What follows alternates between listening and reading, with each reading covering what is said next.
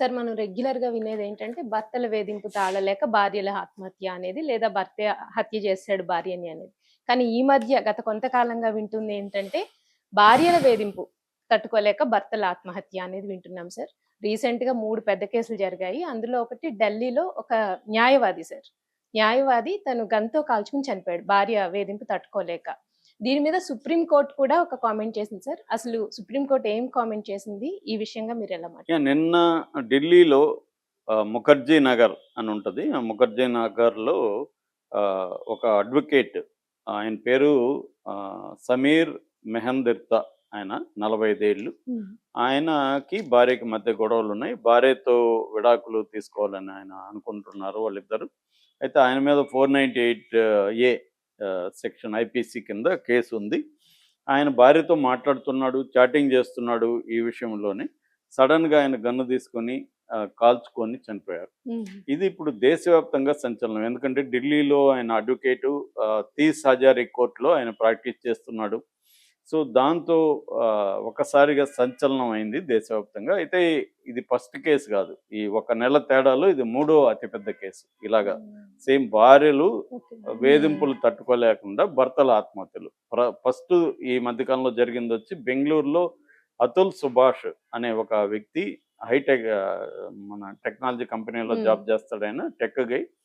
తను తన భార్య వేధిస్తుందని చెప్పి ఆయన దాదాపు 24 పేజీల లేఖను సుప్రీంకోర్టుకి రాశాడు. అట్లాగే 90 నిమిషాల వీడియోలో తన ఆవేదన అంతా చాలా డీటెయిల్‌గా ఆయన రికార్డ్ చేసి ఈ 498 చట్టం ఎంత ఘోరంగా ఉంది. నా మీద 9 కేసులు పెట్టించింది నా భార్య. అది కూడా ఉత్తరప్రదేశ్‌లో పెట్టించింది. హ్మ్. ఉత్తరప్రదేశ్‌కి నేను ప్రతిసారి వెళ్ళాలి. పోలీసులు వేధించారు. నన్ను, మా ఫ్యామిలీలని అరెస్ట్ చేశారు. మా అమ్మ, నాన్నని అరెస్ట్ చేశారు. మా బ్రదర్‌ని అరెస్ట్ చేశారు. హ్మ్. చివరికి ఆమెకి వాళ్ళ నాన్న మామూలుగా చనిపోతే కూడా ఆరోగ్య సమస్యలు చనిపోతే కూడా నా మీద హత్య కేసు పెట్టింది దాని మీద. వాళ్ళ నాన్నని నేను చంపినానని మర్డర్ కేసు పెట్టింది. నా దగ్గర ఈ కేసులు ప్రతి కేసు పెట్టడం ₹1,00,00,000 డిమాండ్ చేయడం. ₹1,00,00,000 ఇస్తే ఆ కేసు తీసేస్తాను. ఇలాగ నేను ఇప్పటి వరకు 2,00,00,000 ఇచ్చాను. మళ్ళీ చేస్తూనే ఉంది ఇలాగా.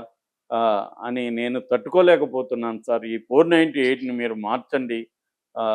ఇది ఎంతోమంది భర్తలు ఇలాగా ఆవేదనకు గురవుతున్నారని అతను చాలా బాధతో 24 పేజీలు డీటెయిల్‌గా లేఖ రాసాడు. 90 నిమిషాల సేపు అతను రికార్డ్ చేసి సుప్రీం కోర్ట్‌కి పంపించాడు. హ్మ్. దీని మీద సుప్రీం కోర్ట్ కూడా justice V. Nagarathna, justice N. Koteshwar Singh వీళ్ళిద్దరి బెంచ్ కూడా దీని మీద కామెంట్ చేసింది. అట్లాగే అదే సందర్భంగా దారా Lakshminarayana versus state of Telangana ఒక కేసు కూడా సందర్భంగా కూడా సుప్రీం కోర్ట్ కామెంట్స్ ఏం చేసిందంటే 498 అనేది దుర్వినియోగం అవుతుంది. 498 అనేది 1983లో ప్రవేశపెట్టారు. హ్మ్. ఈ భార్యల మీద దౌర్జన్యాలు చేస్తున్నారు.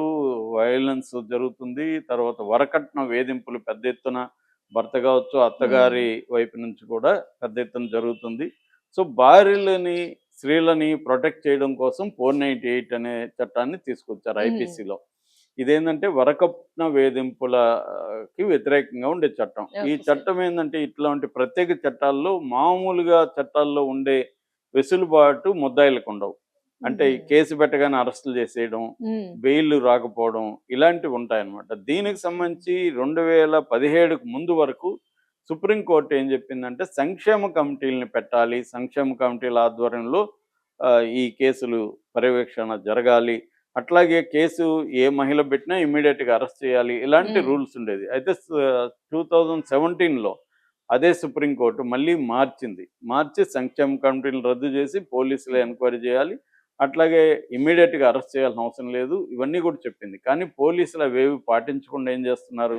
ఎవరైనా ఒక స్త్రీ కేసు పెట్టగానే తన భర్తను అరెస్ట్ చేస్తున్నాడని కేసు పెట్టగానే ఇమ్మీడియేట్‌గా భర్తను, వాళ్ళ వృద్ధులైన తల్లిదండ్రులని, వాళ్ళ బ్రదర్సో లేకపోతే సిస్టర్స్ ఉంటే ఫ్యామిలీని తీసుకెళ్ళి జైల్లో హ్మ్. పెట్టేస్తున్నారు. వాళ్ళ జీవితంలో ఎప్పుడూ జైలుకెళ్తామని కల్లో కూడా అనుకోని వాళ్ళు, వాళ్ళ తప్పుండొచ్చు, లేదా భార్యాభర్తల మధ్య ఇద్దరి వైపు ప్రాబ్లమ్స్ ఉండొచ్చు. అవును మామూలు సార్. గొడవలకు కూడా జరుగుతాయి. రెండోదేందంటే ఈ మధ్య కాలంలో డబ్బుల కోసం భార్యలు. హ్మ్. నేను నా అడ్వకేట్స్ ఫ్రెండ్స్ ఉన్నారు. చాలా కథలు చెప్తుంటారు నాకు. ఓకే. విడాకుల అడ్వకేట్లున్నారు. హ్మ్. వాళ్ళు ఒక్కోసారి వాళ్ళు చెప్పే కథలు చూస్తే మామూలుగా ఉండవు.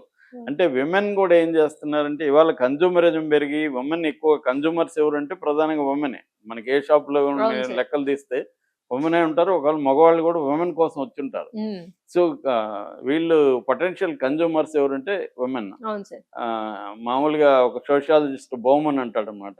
ఒకప్పుడు ఏముందంటే I think therefore I am అని డెకార్ట్ అనే ఫిలాసఫర్ కొటేషన్ ఉంది. హ్మ్. అంటే నేను ఆలోచిస్తున్నాను కాబట్టి నేను బతుకున్నాను. హ్మ్. ఇవాళ ఏంటంటే I shop therefore I am. నేను షాపింగ్ చేస్తేనే బతుకున్నట్టు. షాపింగ్ చేయకపోతే నేను చచ్చిపోయినట్టు లెక్క. అంటే షాపింగ్ చేస్తే లైవ్లీగా ఉన్నట్టు, ఈ ప్రపంచంతో కనెక్ట్ అయినట్టు అలాగా. ఈ మధ్య కాలంలో కూడా తెలిసే ఉంటది. ఉమెన్ ఏందంటే అవును సార్. ఒకసారి శారీ కడితే రెండోసారి కట్టరు. అవును సార్. ఎందుకంటే అది చూసేసారంట. హ్మ్. హ్మ్. మొన్నెవరో అడిగితే అప్పుడు మొన్నే కొన్నారు గదంటే ఆల్రెడీ ఫోటో పెట్టాము. అది అందరూ చూసేసారు అవును గదా! సార్. ఇంక నేను దాన్ని కట్టను. ఇప్పుడు అందరూ ఫాలో అవుతున్నారు సార్ ఫాలో ఆ ట్రెండ్ అవుతున్నారు. అది. అంటే ఇదంతా కూడా కన్జ్యూమర్ ఇజం. దీనివల్ల హ్మ్. ఏమైందంటే ఈ వీళ్ళకి డబ్బులెక్కడి నుంచి రావాలి? స్త్రీలకి వాళ్ళు జాబులు చేసినా కూడా సరిపోదు హ్మ్. గదా! ఇంత. హ్మ్. దాంతో భర్తలు ఎక్కువ సంపాదించేవాళ్ళున్నారనుకో, వాళ్ళతో గొడవలొచ్చినప్పుడు వాళ్ళ మీద కేసులు పెట్టి, ఆ భర్తకేమన్నా ఆస్తులుంటే హ్మ్. దాన్ని లాగడం కోసం 498 కింద కేసు పెట్టేయడం. భర్త నన్ను హరాస్ చేస్తున్నాడు, కొట్టాడు అని హ్మ్. కేసు పెట్టేయి. హ్మ్. దీనికి సాక్ష్యం ఉంది. భర్త కొట్టాడా లేదా ఎలా తేలేది? కానీ తేలే లోపల ఏం చేస్తున్నారు? హరాస్మెంట్ స్టార్ట్ అయిపోతుంది. పోలీసులు హ్మ్. ఎంటర్ హ్మ్. అయిపోవడం, వాళ్ళని తీసుకొచ్చి అరెస్టులు చేసేయడం. దీంతో ఇదెందుకు జేస్తారంటే డబ్బుల కోసం. నాకోటి ఇప్పుడు అదే గదా! అవును అతుల్ సార్. సుభాష్ ఆ! చెప్పిందదే. ఇప్పుడదే. హ్మ్. కేసు పెడితే కేసు విత్‌డ్రా జేసుకోవాలంటే ₹1,00,00,000. హ్మ్. అందువల్ల ఎక్కువ కేసులు మీరు అడ్వకేట్‌లని కనుక్కోండి, లేకపోతే కేసులను పరిశీలిస్తే హ్మ్. ఎక్కువ కేసులు కోర్ట్ బయట సెటిల్ అవుతాయి. సరే. అందుకని చాలామంది అడ్వకేట్‌లు ఇప్పుడు కోర్ట్‌లకెళ్ళట్లా. హ్మ్. చాలామంది బయట సెటిల్‌మెంట్‌లు జేయడానికి వీళ్ళు ఆర్బిట్రేటర్స్‌గా పనిజేస్తున్నారు. హ్మ్. సో, ఇలాగా డబ్బులు డిమాండ్ చేయడం, డబ్బులు లాగడం. ఈ మధ్య గూడా బెంగుళూరు కోర్ట్‌లో వీడియో. అదేందంటే ఆమె 6,00,000 భరణం అడుగుతుంది హ్మ్. నెలకి. అవును ఆమె సార్. జడ్జి, మహిళా జడ్జి. ఏందే ఇది హ్మ్. 6,00,000 ఆమెకు కావాలనా? ఆమె అవును సార్. ఏమగుంటది ఈ వస్తువులు? హ్మ్. అని ఆమె షాక్ అయింది హ్మ్. జడ్జి గారు. అలాగా అంటే డిమాండ్స్ భర్తల దగ్గర డబ్బుంటే వీళ్ళకివ్వాలని ఏం రూల్ లేదు గదా! హ్మ్. కానీ వీళ్ళు లాగేయడం కోసం ఈ కేసులు పెడతాం. ఇదొకటి డొమెస్టిక్ ఇది. ఇది దేశవ్యాప్తంగా ఇలాంటి కేసులు బాగా పెరిగాయి ఈ మధ్య. హ్మ్. అట్లని ఇప్పటికి గూడా మహిళల మీద దౌర్జన్యాలే ప్రధానంగా అవును ఉంటున్నాయి. సార్.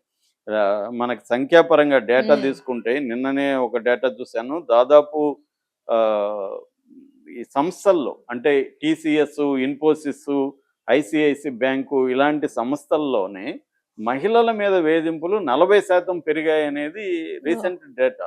రీసెంట్‌గా ఇప్పుడు హ్మ్. 2024 అయిపోయింది కాబట్టి క్రైమ్ క్రైమ్ డేటా బయట పెట్టారు గదా! హ్మ్.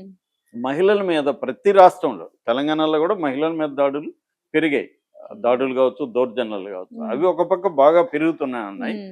అయితే రివర్స్‌లో మహిళలు గూడా క్రైమ్‌లోకి బాగా ఎంటర్ అవుతున్నారు ఈ హ్మ్. మధ్య. అది గూడా మేబీ వుమెన్ ఎంపవర్‌మెంట్‌లో హుహు. భాగంగా స్త్రీలు గూడా ఇప్పుడేందంటే స్త్రీలకి డబ్బులొచ్చాయి, స్త్రీలు సంపాదిస్తున్నారు. కేసులు పెట్టినా పోలీసుల్ని మేనేజ్ జేసుకోగలిగిన పరిస్థితి ఉంది.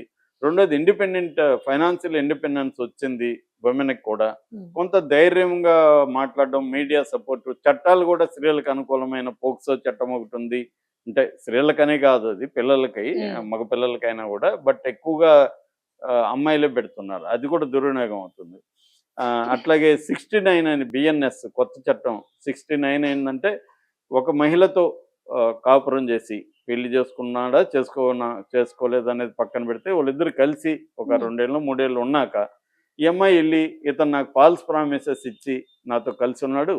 ఆ ప్రామిసెస్ నెరవేర్చలేదు. హ్మ్. ప్రామిసెస్ ఏమన్నా గావచ్చు. ఉద్యోగం ఇస్తానని గావచ్చు, పెళ్లి చేసుకుంటానని హ్మ్. గావచ్చు, ప్రమోషన్ ఇస్తానని గావచ్చు, నీకు డబ్బులిస్తానని గావచ్చు. ఏదన్నా ప్రామిస్ చేశాడు. ఇప్పుడేమో మేము బ్రేకప్ అయిపోయి నన్ను వదిలేసాడు అని గాని కేస్ పెడితే ఇతనికి 10 ఏళ్ళు జైలు శిక్ష పడుతుంది. ఓహ్! సో, హ్మ్. అంటే వాళ్ళిద్దరి మధ్య అదే సార్. ఆ! విభేదాలొచ్చుండొచ్చు. కంపా ఈ అమ్మాయికి వేరే అఫైర్‌లుండొచ్చు. హ్మ్. కంపాటిబిలిటీ ఇష్యూస్ ఉండొచ్చు. హ్మ్. కారణాలు ఏవైనా ఉండొచ్చు కానీ, ఈ అమ్మాయి బట్ కేస్ ఆ! పెడితే కేస్ వస్తుంది. పెడితే 10 ఏళ్ళు జైలు శిక్ష. 10 ఏళ్ళు జైలు శిక్ష. ఒక హ్మ్. పక్కేమో పెళ్లి చేసుకుంటే భరణాలివ్వాలి ఇది. అంటే అబ్బాయిలు తిరగబడే పరిస్థితి, ఆత్మహత్యలు చేసుకునే పరిస్థితి. హ్మ్. అట్లాగే ఇప్పుడు మొత్తం ఇప్పుడు మనకి ఆహ్, 3 జరిగాయి 1 మంత్‌లో హ్మ్. పెద్దవి హ్మ్. తెలిసినవి. ఢిల్లీలో ఒక కేఫ్ నడుపుతున్నాడు. ఆ! వాళ్ళ భార్య ఈ విడాకులు తీసుకొని గొడవ చేసి ఆ కేఫ్ అంతా కూడా నాదే అని ఇతను నాకిచ్చేయమని గొడవ చేస్తే అతను తట్టుకోలేక అతను ఊరేసుకొని ఓహ్! చనిపోయాడు. అతని పేరు పునీత్ ఖురానీ. హ్మ్. ఇతను కూడా ఢిల్లీనే.